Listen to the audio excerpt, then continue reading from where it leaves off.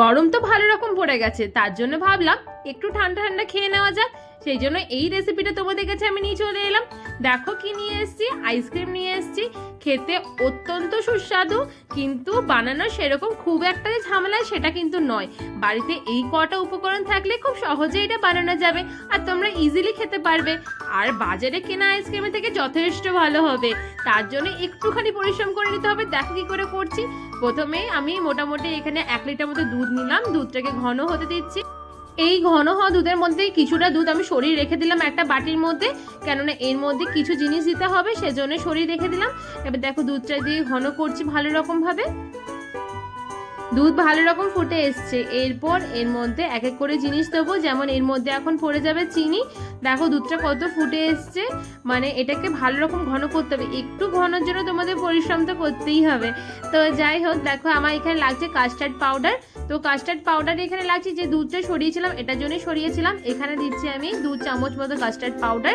খুব সহজে এই আইসক্রিমটা হয়ে গেছে। বাজারের থেকে তো মানে এমনিতেই খুব সুন্দর খেতে হবে এটা, কিন্তু তোমরা অনেকটা কোয়ান্টিটিতেও পাবে বাড়িতে যদি বানাও। দেখো এবার এর মধ্যে দিয়ে দিচ্ছি ছোট পাউচ, 10 টাকা যে পাউচ থাকে আমুল দুধের, সেই দুধের একটা পাউচ। আর দিয়ে দিলাম 2 চামচ কাস্টার্ড পাউডার, তোমরা দেখলে। আর সেই যে দুধটা সরিয়ে রেখেছিলাম, মোটামুটি এটা গরমটা অনেকটাই কমে গেছে, ঠান্ডা কিন্তু হয়ে যায়নি, মোটামুটি গরমটাই কমেছে, মানে খুব বেশি এটা গরম ছিল। তো সেইটা ভালো রকম গুলে নিলাম, কেন হালকা গরম ছাড়া এই পাউডারগুলো গোলা একটু মুশকিল আছে, একটু ডালা ডালা পেকে যায়, সেজন্যই এরকমভাবে করে নিতে হবে। দেখো এবার গুলে নেওয়া জিনিসটা ঘন দুধটার মধ্যে ভালো রকম মিশিয়ে নিচ্ছি। এরকমভাবে তোমরা করো, খেতে কিন্তু দারুণ হবে। একবার ট্রাই করো, তারপরে আমাকে জানিও কমেন্টে কেমন হয়েছিল তোমাদেরটা। আর এইরকম রেসিপি যদি তোমরা আরও দেখতে চাও, অবশ্যই চ্যানেলটাকে ফলো করো। দেখো এর মধ্যে লাগছে একটুখানি ভ্যানিলা এসেন্স, অবশ্যই তোমাদের কাছে যদি থাকে তোমরা দিও, এটা কিন্তু খেতে ভালো লাগে। আর না তো কাস্টার্ডে অনেক সময় ভ্যানিলা এসেন্সের থাকে, মানে ভ্যানিলা কাস্টার্ড পাউডার, তো সেটা দিলেও হবে। আমার এখানে ভ্যানিলা কাস্টার্ড পাউডারই ছিল, কিন্তু আমাকে যেহেতু এসেন্স ছিল, খেতে একটু টেস্টি হয় এসেন্স দিলে, সেই জন্যই এটা দেওয়া। দেখো ভালো রকম দিয়ে আবারও ঘন করে নিচ্ছি ভালো রকম ভাবে। এটা দাঁড়িয়ে চাড়িয়ে দেখবে নিচে যেন লেগে না যায়। এটা আমার রেডি হয়ে গেছে। খুব বেশি দেখো বেশিক্ষণ লাগলো না, মানে খুব ঝামেলাও নেই সেরকম। 2-3টে উপকরণে এটা হয়ে গেল। এরপর এটা কিছুক্ষণ যেন ঠান্ডা হতে রেখে দেবো, কেননা এটা নেক্সট প্রসেস তোমাদের দেখো আশা করি ভালো লাগবে নেক্সট প্রসেসটাও। তো সেই জন্য অবশ্যই এটা কিছুক্ষণের জন্য রেখে দেবো ঘন হতে। দেখো কি করছি, এইরকমভাবে তোমরা করবে, তাহলে খুব স্মুথ জিনিসটা হবে। মানে আইসক্রিম খেতে, বাজারের আইসক্রিম যেমন খুব স্মুথ হয়, মুখে দিলে মিলিয়ে যায়, এরকমভাবে এটাও হবে। দেখো এবার হয়ে গেছে ঢালা আমার। কিছুক্ষণের জন্য রেখে দেবো আমি ঠান্ডা হতে। এটা ফ্রিজের মধ্যে রেখে দিয়েছিলাম। তো এটা রেখে দেওয়ার পর দেখো কতটা ঘন হয়ে গেছে। এবার ঘন হয়ে যাওয়ার পর এটাকে একটা মিক্সার জারে আমি দিয়ে নেবো। এরপর এর মধ্যে দিয়ে দেবো খানিকটা পরিমাণে ফ্রেশ ক্রিম। তো ফ্রেশ ক্রিমটা আমার কাছে আমুলের ছিল, আমুলের ইউজ করছি। তোমাদের কাছে যেরকম থাকবে তোমরা সেরকমভাবে ইউজ করবে।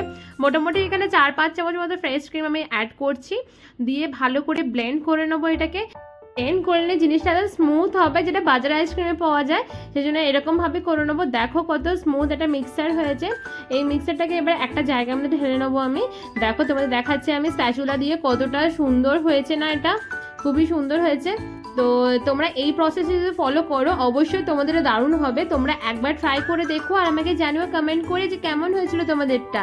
আর এরকম রেসিপি পেতে অবশ্যই আমার চ্যানেলটাকে ফলো করো, একটা সাবস্ক্রাইব করে দিও। দেখো এবার এই জায়গাটার মধ্যে আমি ঢেলে নিচ্ছি পুরো টিফিন বক্সটার মধ্যে। এমনি তোমরা যদি করো তাহলে দেখবে উপরেটা ক্রিস্টাল পড়ে গেছে, এমনিভাবে যদি বক্স দিয়ে তোমরা ঢাকা দিয়ে রেখে দাও ফ্রিজের মধ্যে। কিন্তু আমি দেখাচ্ছি দেখো কীভাবে তোমরা রাখবে, কেননা এইভাবে তোমরা যদি রাখো তাহলে স্মুথ যে টেক্সচারটা আসে সেরকমই হবে। এরকমভাবে একটা প্লাস্টিকের পেজ কেটে নেবে তোমরা। এটা বাটার পেপার দিলেও হবে, বা যে কোনো কিছু পেপার তোমাদের যদি থাকে, মানে কাগজি পেপার বাদ দিয়ে প্লাস্টিকের পেপারে অবশ্যই এরকমভাবে হবে, যেটা আমি করছি এখন। তো আমার কাছে বাটার পেপার ছিল, কিন্তু তোমার বোঝার সুবিধার্থে আমি এইভাবে দেখালাম তোমাদের। দেখো পুরো রেডি হয়ে যাবে। এরপর দেখো হয়ে গেল এইরকম সুন্দর একটা আইসক্রিম হয়েছে। এটাকে আমি সাজিয়ে নিয়েছি, সাজিয়ে তোমাদের কাছে নিয়ে এসেছি। এটা দেখো প্রথমে আইসক্রিমটা দিয়েছি, তারপর আমি কালো কিশমিশ আর ওয়েফার্স আর একটুখানি চকলেট সিরাপ দিয়ে গার্নিশিং করে তোমায় দেখাচ্ছি। খেতে কিন্তু দারুণ হয়েছিল, তোমরা ট্রাই করো, আমাকে জানিও কেমন হয়েছে। দেখতে অপূর্ব হয়েছে। এইরকমভাবে তোমাদের যদি মানে ওয়েফার্স বলো বা কালো কিশমিশ বলো বা চকলেট সিরাপ না, কোনো ব্যাপার না, তাহলে টেস্টে কোনো হেরফের হবে না। দেখতে সুন্দর জন্য খালি আমি দিয়েছি।